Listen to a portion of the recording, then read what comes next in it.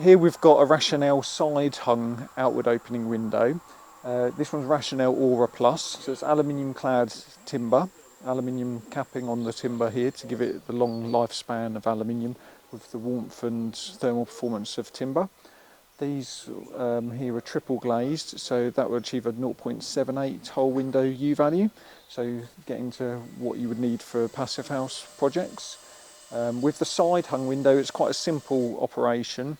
It's got a simple butt hinge arrangement, and the window opens outwards, and we've got a windbreak that we can apply with the handle from the inside.